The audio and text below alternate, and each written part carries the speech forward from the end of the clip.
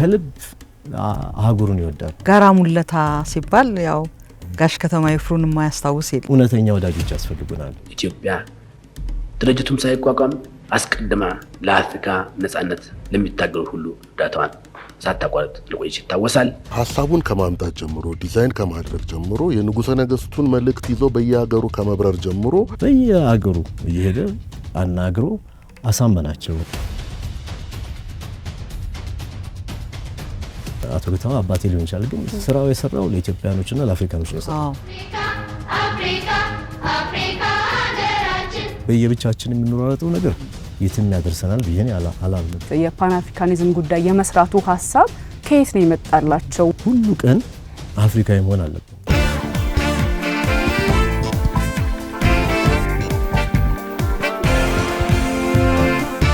ቤት ለእንግዳ ሰዓት ላይ ደርሰናል። ይሄ ዛሬ እንግዲህ ቤታችን የሚመጣው አቶ መኮንን ከተማ ይፍሩ ነው። ከቀኑ ጋር ደግሞ ገጠመ። አይ በጣም መኮንን ከተማ የአቶ ከተማን ታሪክ የሰራ የጻፈ ሰው ነው። አይ ቲንክ የዛሬ አመት ምናምን አካባቢ መጽሐፉ ተመረቀ እና እነዚህን ትልቅ ባለውለታ በመጽሐፍ መልክ ሰንዶልን ትልቅ ሰነድ እንድናገኝ ያደረገን ሰው ነው አይደለ? በጋዜጣዎች በታሪክ እንዲሁ ነበር የምንሰማውን ነገር በደንብ ጠርዞ ለትውልድ እንዲተላለፍ አድርጎ የሰራ በጣም አሪፍ ደግሞ ጽሁፍ መጽሐፉም ደግሞ በጣም ቆንጆ ነው አይደለ? እንግዲህ አቶ ከተማ ይፍሩ እንግዲህ የአፍሪካ ህብረት መስራች ናቸው። ብዙ ታግለዋል፣ ያውም በማይደፈርበት ጊዜ።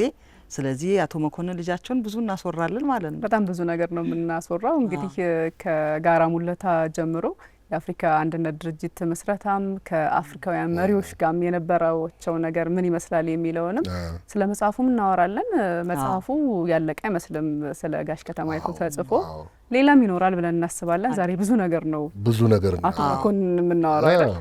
በጣም ከድህነት ተነስተው ነው እዛ ደረጃ የደረሱትና ለሁሉም ሰው ምሳሌ የሚሆኑ የአፍሪካዊ ህይወት ነው። ደግሞ ታሪኩ ራሱ የአፍሪካዊ ታሪክ ነው፣ ህይወት ነው። የእሳቸው ልጅ መሆኑ እሳቸው ጋር ሲያድግ ምንድን ያለውን ነገር ለመጠየቅ አልጓጓችሁ? በጣም ሙሉ አዩዬ ታዲያ አትቀበይም? እቀበላለሁ። ቀበል እንግዳችን ጎሽ እንደ ሁል ጊዜ ቆንጆ ቡና ደግሞ ያፈላሽው ተገጣጠመች። አቶ መኮንን እንኳን ደህና ፈቷል። አመሰግናለሁ። ሰላም ነው? እንኳን ወደ ቤታችን መጣ። አፍሪካን ተሽከረከረ። እንኳን ደህና መጣ። እንደምን አለ? ሰላም ነህ? እንደምን አለ? ሰላም ነህ? ታዲያስ? እግዚአብሔር ይመስገን። ሰላም ነው። ታዲያስ? ሰላም ነው። እግዚአብሔር ሀዩዬ እንዲህ ምን ቆንጆ ሰዓት ላይ ነው የመጣኸው እያልኩት ቆንጆ ቡና እየጠጣን ይምጣልህ አይደል? ቡና ወዳል። ቡና ይወዳል። በይ እኛ መጣሽ። ሰላም ነው ወይ? እግዚአብሔር ይመስገን። ሁሉም ሰላም። እንዴት አየኸው ቤታችንን? በጣም ደስ ይላል አይደል? መቼ ነው መጣው እያልኩኝ ያስብኩኝ ነበር። ደግሞ በቆንጆ ሰዓት በጥሩ ሰዓት ነው የመጣኸው። እንዴት ደስ ይላል። አዎ የመገጣጠሙ ጥሩ ነው። በጣም ደስ ይላል። ጎሽ እንኳን ደህና መጣ። አመሰግናለሁ። አይ ቡና እንደዚህ ዋና ቡና ጠጪ ነው አይሽ? ደንበኛ ጠጪ ስኳር የለውም አይደል? እሱን ነገር መልመድ አለብኝ እኔ። ስኳሩም ያጣፍጠዋል በነገራችን። እንዴት ነው አፍሪካ ህብረት? ደስ ይላል። በሰሞን አሁን 6ኛዬ ነው በየቦታው እየሄድኩ ነው። ደስ ይላል በጣም። ከተማዋ እንዴት ውባለች። ሽር ጉዱ ራሱ በጣም ደስ ይላል አይደል? ልክ አመት በዓል ነው እኮ የሚመስለው። ልክ ነው ደግሞ ነው እንጂ መሆን በሁለት አመት አንዴ ሁሉ ጊዜ ይደረጋል። አንድ አመት ሌላ አፍሪካ ሀገር ይደረጋል። በሁለት አመት አንዴ እዚህ ሄድኳርተሩ ላይ ሁሉ ጊዜ ስላለ በቃ በሁለት አመት አንዴ እንደባል እነሱ በጣም ይጓጉ ይመስለኛል። እዚህ መሆኑ ራሱ ትልቅ እንትን አለው። መስራችም ነንኛ መስራችም የተጀመረበትን ቦታ ስለሆነ መጣቱ ተመልሶ እዚህ በጣም ትልቅ ነገር ይመስለኛል። እነሱም ትልቅ ለእናንተስ እንደው ጨዋታችን ለመጀመር እንደው ለእናንተ ቤተሰብ አሁን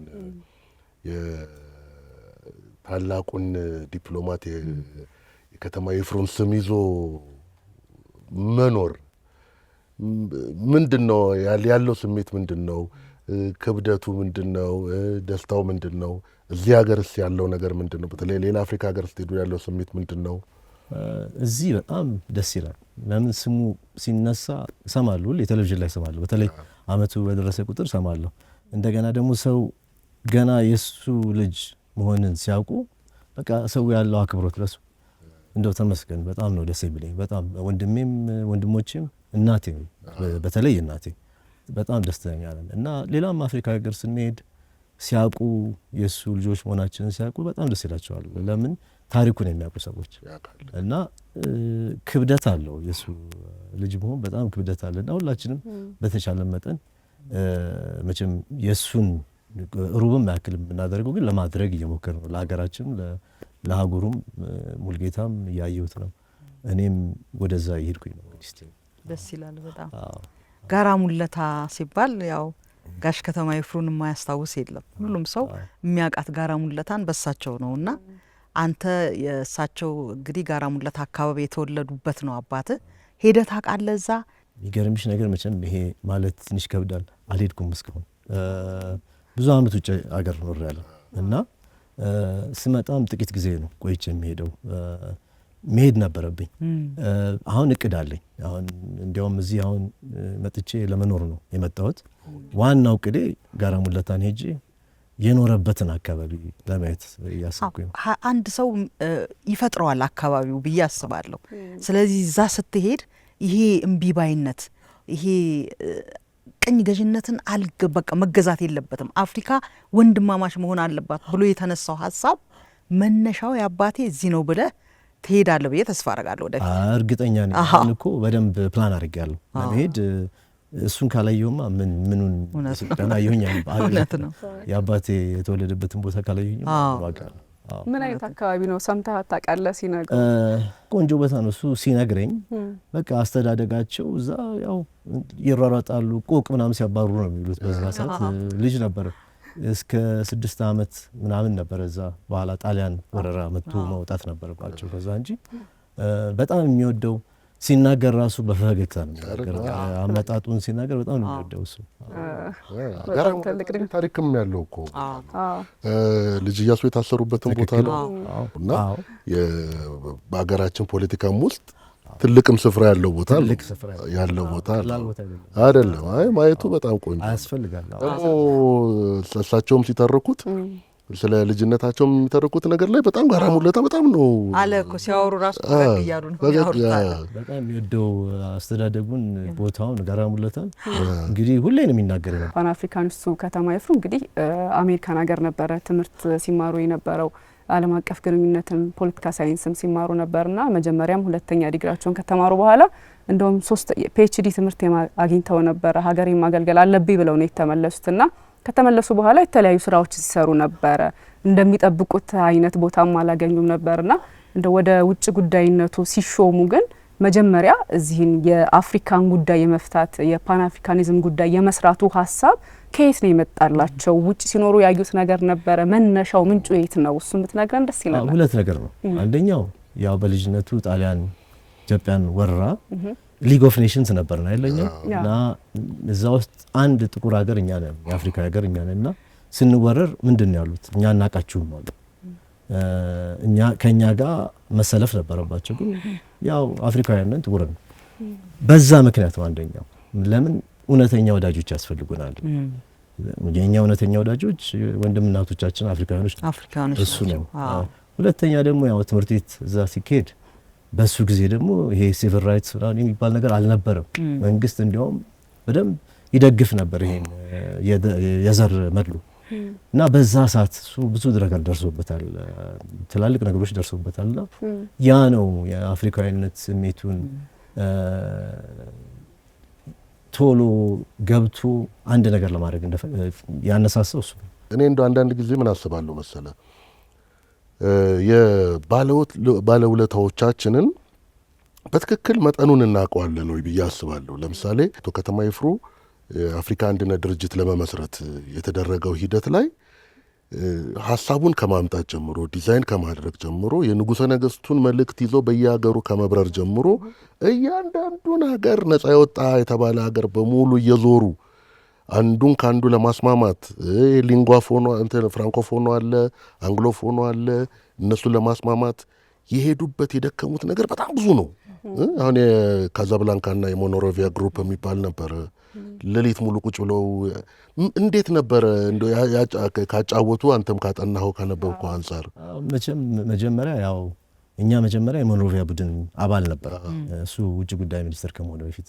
ግን ከጃንሆይ ጋር ጃንሆይ መከራቸውና ከዚህ መውጣት አለብን እኛ የበለጠ መስራት አለብን ብሏቸው የነበረውን ክፍፍል እንዳልከው የካሳብላንካና የሞኖሮቪያ ቡድን ክፍፍል ያንን ማቆም አለብን። ለምን አህጉሯ ተከፋፍላ የሌላም ሰው እጅ መግባት ጀመረ ውጪ። እነዚህ ደግሞ የቀድሞ ሲቆጣጠሩን የነበሩት እነሱ እጃቸው እንደገና መልሰው መክተት ጀመሩና ያንን ለማቆም ተብሎ ነው እንግዲህ። እና እንዳልከው ጃንሆይ በጣም የሚገርሙ ሰው ናቸው፣ ይቀበላሉ ሀሳብና ሄደ። መጀመሪያ ሞኖሮቪያ ቡድን ስብሰባ ነበራቸው። እዛ ሄዶ እሳቸው መምጣት አልቻሉም። ባለቤታቸው ታሞ ነበር፣ ዛቴጌ መነን ታሞ ነበርና እሱን የላኩት። እሱን ሲልኩት እዛ የነበሩትን የሞኖሮቪያ ቡድን አባላት አሳምኖ የሚቀጥለው ስብሰባቸው አዲስ አበባ እንዲሆን አደረገ። ይሄ በፈረንጆች 1962 ነው 1962። አሁን ያንን ካደረገ ወዲያ የሚቀጥለው ምንድነው? ካሳብላንካ ቡድኖች ናቸው። በዛ ሰዓት አይነጋገሩም ሰዎቹ። ለምን? ተጣልተዋል፣ በክፉ ቦታ ደርሰዋል። አሁን ጥሩ ወዳጆቹ እነማን ናቸው? እነ ጊኒ ናቸው። ፕሬዚዳንት ሴኩ ቱሬ፣ ዲያሎ ቴሊ በኋላ የጸሐፊ የሆኑት ዋና ጸሐፊ የሆኑት ወዩ እነሱን እንጥራቸው ስላቸው ንጉሱ እሺ አሉ። እሳቸው አስመራ ኔቪ እንትን ነበረ ሴሬሞኒ ነበር ያስመርቁ ነበርና እዛ መጡ። እዛ ቤተ መንግስት ሲመጡ አሳመኗቸው። ወዲያው ኮሚኒኬት ተደረገ። በቃ ካሁን በኋላ እኛ እንደዚህ አይነት ነገር አንደግፍም፣ የአፍሪካ አንድነት ነው እኛ ምናምነው፣ ሞኖሮቪያና የካሳብላንካ ቡድኖች መጥተው እዚህ ይሰብሰቡ ተባለ። ቀላል ነው ያንን ማለት ግን ሰው መላክ አለበት። ያንን ለማሳመን አቶ ከተማ ተላከ። በየአገሩ እየሄደ አናግሮ አሳመናቸው። እንግዲህ ቀላል ነገር አልነበረም። የተጣሉ ሰዎች ናቸው። ኳሜ ንክሩማ ሀሳብ ያመጡ ናቸው። የእሳቸውን ሀሳብ አልቀበልም ያሉ ብዙ ናቸው እና እሳቸው ትንሽ አንገራግረው ነበር። ግን መጡ፣ ሁሉም መጥተው አዲስ አበባ ያ ታሪካዊ ጉባኤ ስብሰባ እንደ ልጅ ብሎ ያባብሏቸው ነበር አይደል? ንጉሱ እርሶ ከሌሉማ ምናምን እያሉ እኮ ዲፕሎማሲው ላይ በጣም ነው የሚገኝ። አንዱ ሌላው ትልቁ ነገር ደግሞ ቋንቋም ብዙ ቋንቋ ነበረ ችሉት ጋሽ ከተማ። ፈረንሳይኛ ትንሽ ይችላል፣ እሱ ይጠቅማል። ያው እንትን አሁን ለምሳሌ የፕሬዝዳንት የቱኒዚያው ፕሬዝዳንት ቡርጊባ ይባላሉ። እሳቸው አልመጣም አሉ። እንዴት ነው መጣው? አንድነት አንተዋወቁም እንዴ? የምን ስለ አንድነት ታወራላችሁ አሉ። አይ እንግዲህ አጥንቷቸዋል። ለምን ንጉሱን በጣም ያደንቃሉ፣ ይወዳሉ ፕሬዝዳንት ቡርጊባ። አይ እርሶ ካልመጡ እኮ በቃ እሳቸው በጣም የሚያዝኑት የሚሳካም አይመስላቸውም ስላቸው ያቁኛል ወይ ነው ያሉት እሳቸው። እና መጡ። በቃ በዛ ምክንያት እዛው ይሻሉ። እንደገና ደግሞ አያስገቡኝም፣ ይሄን እናንተ ካልተቀበላችሁኝ፣ ጥሪውን ካልተቀበላችሁኝ ይላቸዋል። በብዙ ስልት ነው የተቀበለው የተጠቀሙና እና በስንት መከራ መጡ። ግን ያው መተው ጉባኤው ተደረገ፣ የአፍሪካ አንድነት ድርጅት ተመሰረተ። ሁሌም ጥያቄ የሚሆንብኝ ምን ይሆን ጥበባቸው የሚባለው ነገር ነው። ሁሌም ሲነሳ በተለያዩ አጋጣሚዎች በጣም ከባድ ነበረ፣ ቀላል አልነበረም ጉዞ ይባላልና እንደው የተለየ እንደ ዲፕሎማት ሲያደርጉት የነበረው ነገር እንደ ሚኒስትር ሲያደርጉት የነበረውን ነገር በምን መንገድ ኮሚኒኬት እንደሚያደርጉ ጥበባቸውን ትንሽ ብናወራ ደስ ይለኛል። ከዛ በኋላ ደግሞ የነበሩትን ጉዞዎችም ትነግረናል። አንደኛው ይመስለኛል ጸባዩ ነው። አሁን እዚህ ቢሆን እሱ በደቂቃ ውስጥ ወዳጃቸው ነው የሚሆነው በአንዴ። እንደዛ ነው። ደግሞ ከልብ አህጉሩን ይወዳል። እንዳላችሁት ፓን አፍሪካኒስት ነበረ። የሚያዩት የሚያገኙት ሰዎች ያውቃሉ እሱ በቃ ለምን አሁን የተባበሩት መንግስታት ድርጅት አሁን ለምሳሌ ሲናገር መጀመሪያ ስለ አፍሪካ ነው የሚናገረው። የኬንያ ነጻነት፣ የምን ነጻነትና ያንን ያሉ ሰው መጥቶ ሲያናገራቸው ከልቡ እንደሆነ ያውቃሉ። እንደገና መሪዎቹን ያጠናቸዋል ከመሄዱ በፊት ምን በምን ደረጃ በምን አይነት መንገድ እነሱ ማናገር እንዳለበትና ሆምወርክ ሰርቶ ነው ሄደው፣ ዝም ብሎ አይደለም ሄደውና እንዳልኩሽ አሁን የፕሬዝዳንት የቱኒዚያው ፕሬዝዳንት አሁን የሚጠቀማቸው ስልቶች እና ይመስለኛል ብዙ ነገር አለው እሱ እኔ ራሴ የማላውቃቸው ብዙ ነገር ሳይኮሎጂካሊ በጣም ብዙ ያጠኗቸው ነገሮች ይኖራሉ። ዲፕሎማት ሲሆኑ እንዲህ አይነት የጓደኝነት ቶሎ ብሎ የመላመድ ነገር ባህሪያቸው በዛ ምክንያት ነው ወደዛ ሄዱት ብዬ አስባለሁ። እና ደግም ናቸው ደግሞ ሁለቱ ይላል።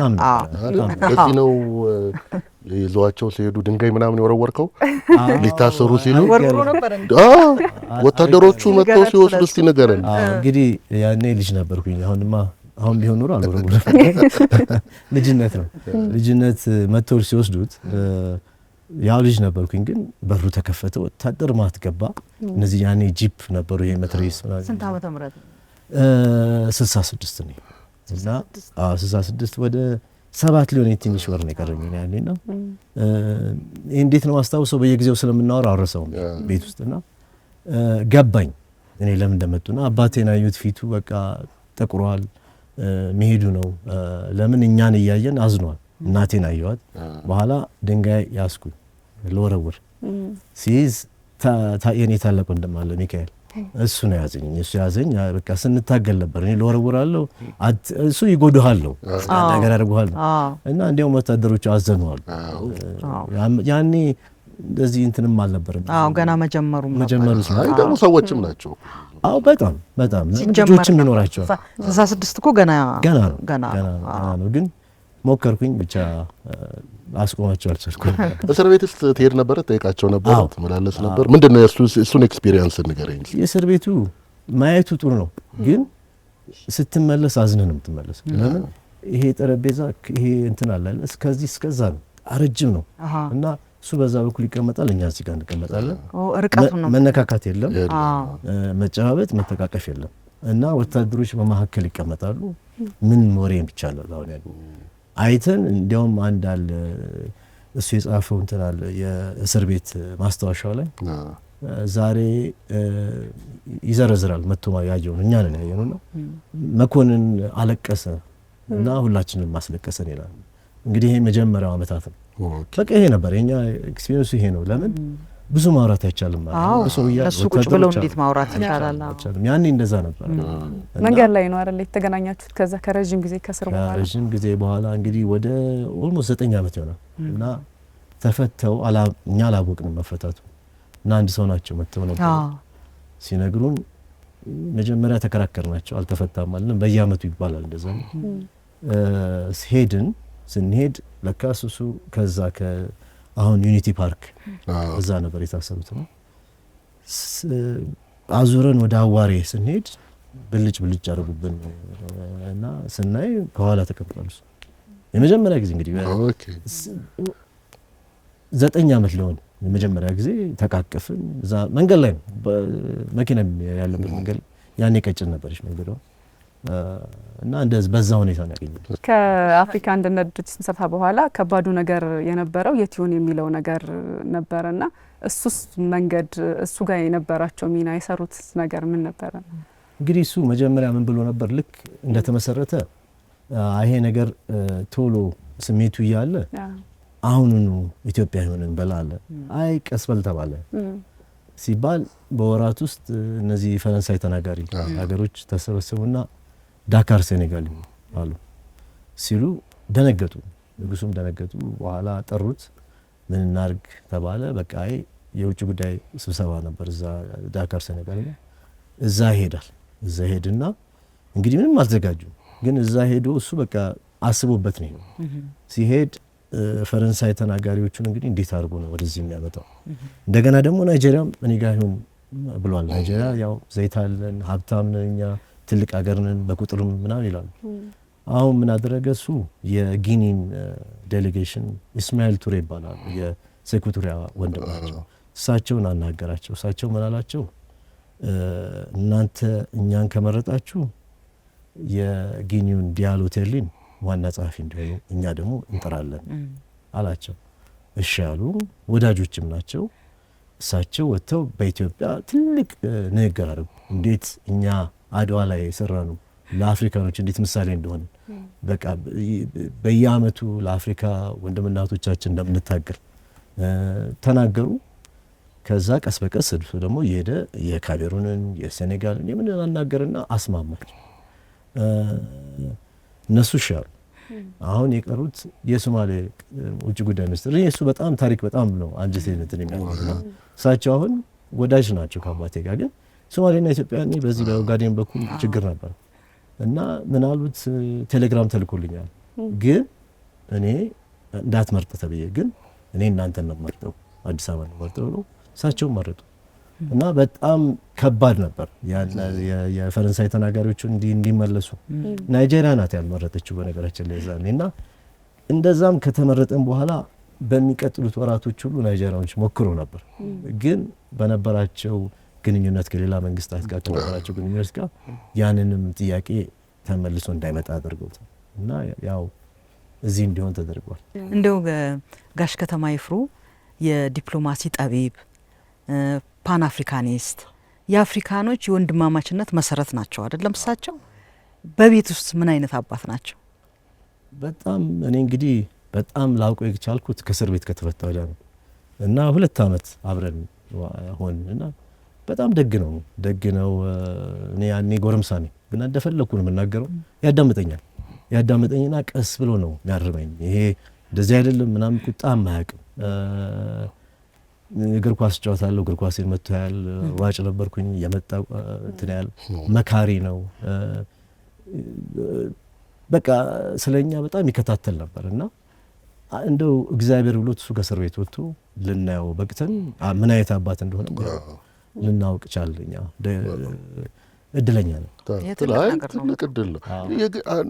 እንግዲህ አሁን ፓን አፍሪካን ሙቭመንት ከነ ንኩርማ ጀምሮ እንግዲህ እያደገ የመጣ ነውና ወደ ተቋምነት የቀየሩት ግን እነ አቶ ከተማ ናቸው። በዛ ጊዜ የነበሩ ውጭ ጉዳይ የነበሩ ከሳቸውን በፊት ከሳቸውን በኋላ የነበሩቱ ለፓን አፍሪካን ሙቭመንቱ እንደ ተቋም መቀየር የሆነ የራሳቸው ትልቅ አስተዋጽኦ አድርጓል። በተለይ ደግሞ አቶ ከተማ በጣም ትልቁን ድርሻ ይወስዳሉ ተብሎ በታሪክም ይዘገባል እና ይሄ ከባድ ሌጋሲ ነው። እንደ ቤተሰብ ይሄን ሌጋሲ ለማስቀጠል ምን እያደረጋችሁ ነው? እንዲህ አሁን መጽሐፍ እንደተጻፈ አውቃለሁኝ።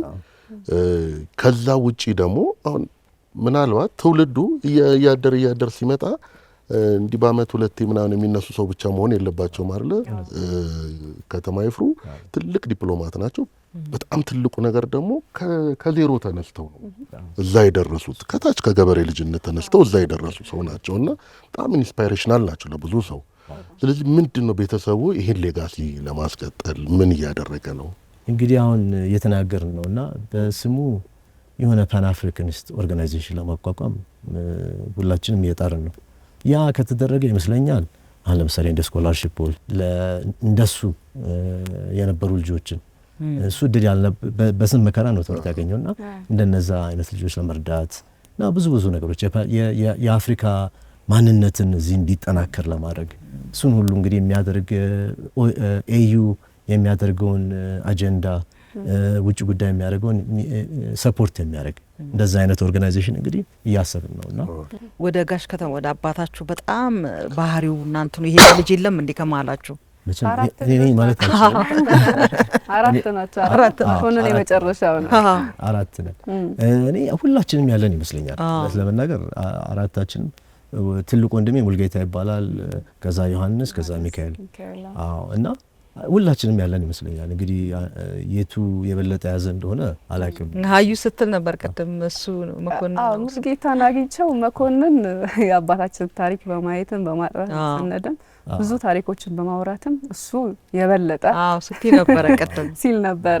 እኔ መጨረሻው ስለሆንኩኝ እና ደግሞ አብረንም ብዙ ጊዜ ስለቆየን እሱ ከተፈታ በኋላ እሱ ኢንስፒሬሽን ብልሃል አንተ ቅድም እሱ ነው ኢንስፓየር ያደረገኝ። እኔ ያንን ለመጻፍ አይቼው ሁኔታውን ሳይው እንዴት አይነት በቃ ሰው አክባሪ ምናምን ስለሆነ እኔ ዝም ብዬ እንደዛ ባይሆን ኖሮ አልጽፍም ነበር እና ይሄ ሰውዬ ዲዘርቭ ያደርጋል የማለት ነው። እኔ ሌላም ሰው ሆነ አባቴም ቢሆን በጸባዩ ነው እኔ አይቼው እንዴት አይታወቅም ይሰው እንዴት አይጻፍለትም ብዬ ነው የጻፍኩት። ግን ይሄ እንደ መነሻ እንደ ኮርኳሪ ነገር ብለን መጽሐፍ ምረቃውም ላይ ነበርኩኝ። መጽሐፉንም አበብዋለሁኝ። በጣም ጥሩ ነው የተዘጋጀው መጽሐፉ።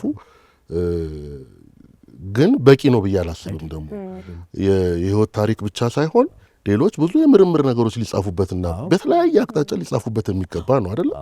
እስካሁን ድረስ አሁን አንድ በጣም የደነገጥኩት ነገር እንዴት ነው እስከዛሬ ስለ ከተማ ይፍሩ ያልተጻፈው የሚለው ማለት በቃ ጠብቀ እንደጻፍ ገብቶኛል።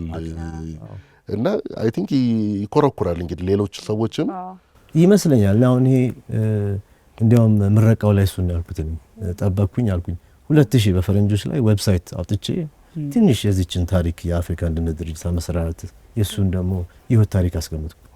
እኔ መሰለኝ እኔ ሰው መጥቶ የሚጽፍ መስሎኝ ነበር። ማንም አልጻፈም። እንግዲህ 20 ምናምን ዓመት ሆነ። እንግዲህ ማንም ካልጻፈው ብዙ ይሄ የኔ አባቴ ይሆናል አቶ ከተማ አባቴ ሊሆን ይችላል። ግን ስራው የሰራው ለኢትዮጵያኖችና ለአፍሪካኖች ነው የሰራው። ይሄ ታሪክ የኔ ብቻ ታሪክ አይደለም፣ የሁላችንም ታሪክ ነው እና በዛ መልክ ይጻፋል ብዬ ነበር። ግን ይገባኛል ሰው አይመቸው ብዙ ስራ ይኖራል እንደዚሁና ግን ይሄ ይጀምራል ብዬ አስባለሁ። እንግዲህ እንዳልከው እንግዲህ ማነሻሻ ነው እንጂ ይሄ መጀመሪያም መጨረሻ መሆን የለበትም። ምን ያክል ነው ተጽዕኖ እንደው መጽሐፉን ስላነሳ ምን ያክል ተጽዕኖ ፈጠረ? በተለያዩ አጋጣሚዎች እንግዲህ ሀሳብ የሚሰጥ ሰው ይኖራልና ምን ያክል ሰው ጋር ደረሰ? ብዙ ቦታ ደርሷል። አሁን በተለይ የወንድምና እህቶቻችን ሲያነቡት መጽሐፉን በእንግሊዝኛም ተጽፏልና አያውቁም ታሪኩ ምንም ነገር አያውቁም። እንዴት አድርጎ የአፍሪካ አንድነት ድርጅት እዚህ እንደመጣ እንዴት እንደተመሰረተ አያውቁትም። እነሱ የሚያውቁት ምንድነው አንድ ፓራግራፍ በቃ ትንሽ ነገር ነው ያውቁት። ይሄ መጽሐፍ ሲያነቡት ብዙ ሰው ጋር ተናገርኩኝ። በጣም ሀሳባቸውን ሁሉ ስለኛ ሁሉ ያስቀየራቸዋል። ያለንን ስታንድ ለአፍሪካ እዚህ ላይ ያሳያለኝ ከድሮ ጀምሮ ነው የነበረን ስታንድ ነው።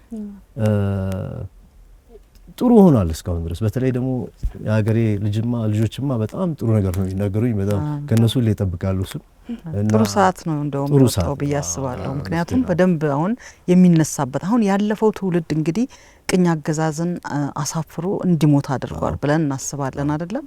ይሄኛው ትውልድ አሁን ቴክኖሎጂውም አለ። ይሄኛው ትውልድ ፓን አፍሪካኒዝምን እንዴት ነው ከቴክኖሎጂው ጋር ማራመድ ይችላል? ለአፍሪካስ የሚጠቅም ነገር መስራት ይቻላል? ይቻላል። አንድነት እኮ ነው ፓን አፍሪካኒዝም የሚያሳየው። እኔ ማስበው ከልጅነት ልጆችን መኮትኮት ያስፈልጋል አይደል?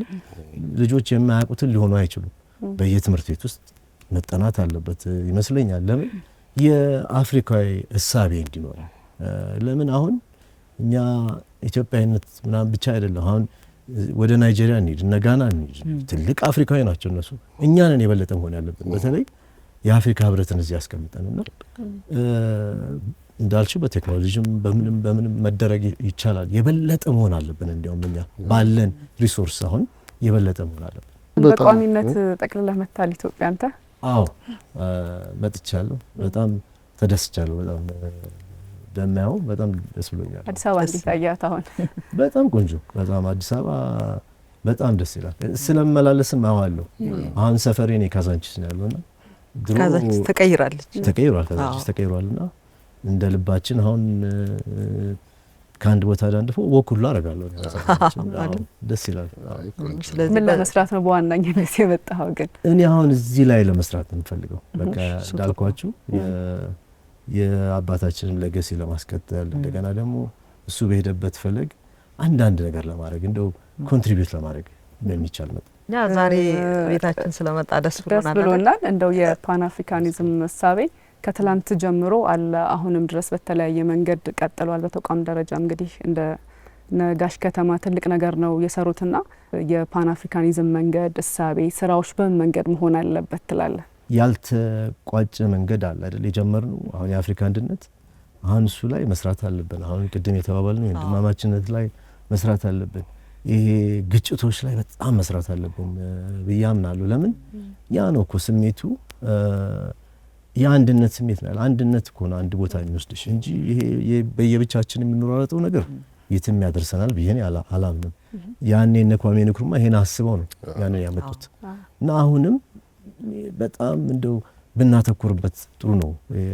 እነሱ የነበራቸው ሁሌ እኮ አንድ ቦታ አንድ ነገር ከተጀመረ እየጠነከረ የበለጠ መምጣት አለበት። ማነስ አልነበረበትም። እውነቴን ነው። ለምን አሁንም እየተሰራ ነው። ጥሩ ነገር እየሰሩ ነው አይቻለሁ። አጀንዳ አሁን ያወጡት ራሱ ትላልቅ ፕሮጀክቶች ናቸው። ምንድን ነው 2063 ኤግዛክትሊ እሱን ትላልቅ ነው። እሱ ያኔው የተመሰረተበት ምክንያት አንድነት አገሪቷን ነፃ ለማውጣት ነበረ። አሁን ደግሞ ከችግር ለማውጣት አይደል ህዝቦቻችን የአፍሪካ ህዝቦች ለማውጣት ነውና እዛ ላይ ነው አይ ቲንክ መረባረብ ያለብን ካሁን በኋላ አንድ ሆነን ማለት ነው። እንግዲህ አንድ ሀገር ብቻውን ቢሮጥ ዋጋ የለም። ሁሌም ስለ አፍሪካ ይጨነቃሉ፣ ይናገራሉ፣ ያስባሉ ሲባል ሰምቻለሁና እንዴት ነበረ ከእስር ከተፈቱ በኋላ አፍሪካን አስመልክቶ ምን የሚል ነበረ? አንዴ እንዲያውም እዚህ ቮይስ ኦፍ አሜሪካ ላይ ተጠይቆ ነበር እኚህ ሁፌት ቧኘ የአይቨሪ ኮስት ሲሞቱ እና በጣም አዘነ። የመሞታቸው ለምን የእሳቸው ብቻ መሞት አይደለም ያዘነው ምንድነው አገሪቷ እንጥልጥል ላይ ነበረች። ማን ይተካቸው? ወይ ሲቪል ወር ይመጣል ምናምን ይባላል እና እንዲህ አይነት ነገር መተኪያ መኖር አለበት አፍሪካ ውስጥ። ለምን ይሄ ሲሄዱ ጣጣ ነው የሚመጣው። አሁን እሳቸው የመጡ ይሄ ከሄዱ በኋላ ብዙ አይቨሪ ኮስት ውስጥ ያን የመሰለ ሀገር ጦርነት ሁሉ ነበረች እና ያሳስበዋል።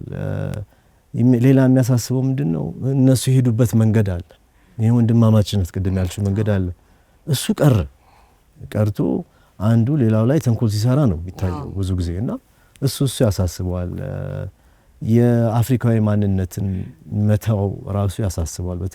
በተለይ እኛ ሀገር አሁን ለምሳሌ ትልቁ ማንነታችን መያዝ አለብን ብዬ አስባለሁ። በየአመቱ መሆን ብቻ አይደለም መሆን ያለበት ሁሉ ቀን አፍሪካዊ መሆን አለብን ብዬ እሱም ያስባል። እሱ አውቃለሁ እሱ እንደሚያስብ ነው።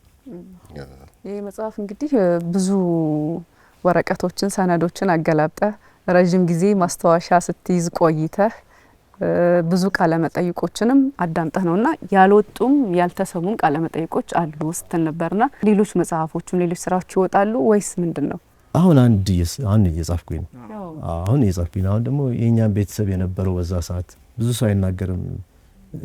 ስለ እስረኛው ነው የሚወራው እንጂ የእስረኛ ቤተሰቦች የሆኑትን ማንም ሰው አይናገርም። እና እኛ የነበረን የእናቴ ብዙ ጣጣ ደርሶባታል። እናቴ እኛን እየከለለች ነው እሷ ያሳደገችንና ስለዛ እና ሌላ ደግሞ በትልቁ የአፍሪካ አንድነት ድርጅት እንዴት እንደተመሰረተ ለብቻ ወደፊት ደግሞ መጽሐፍ ፈልጋለሁ። ሌሎችም ይሄኛው በቃ ከትውልድ ጀምሮ እስከ የሰራውን ስራዎች እስከ መጨረሻ ድረስ ከታስሮ እስከ ሞት ድረስ ያለው ይሄ መጽሐፍ ያው የህይወት ታሪኩ ይቀጥላል ማለት ነው። ደስ ነገር ስለመጣ በጣም ደስ ብሎ በጣም ነገር ኤክስፔክት እንጠብቃለን። እኔ ማመሰግናለሁ ስለጋበዛችሁ በጣም አመሰግናለሁ። እና ያው ልናከብራቸው እሳቸውን በየአመቱ ነው ስለምናከብራቸው ስለመላው አፍሪካውያን ሊያስቧቸው ይገባል። ቅድም ሚኪ እንዳለው ብዙ ነገር መሰራት አለበት።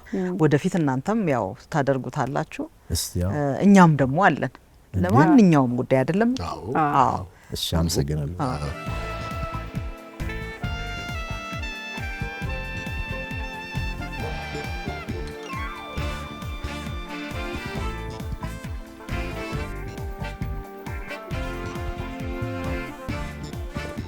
በጣም ደስ ብሎናል። ዛሬ እሁድ ቤታችን መጥተህ እንደዚህ ስለተጨዋወትን በጣም ነው ማስገብ ይልመድብህ። ደግሞ እዚህ መጥተሃል። እንግዲህ በሌሎች ከስራዎች በኋላ በደንብ እንገናኛለን። ቡናውን እንዳየሆነ ቡናውማ በቃ ዝም ብለህ በያ በጣም ትክክል ነው። ንቃት ያስፈልጋል። በጣም ያስፈልጋል። በጣም እናመሰግናለን። እናመሰግናለን። እሺ፣ ቴንክ ዩ። እሺ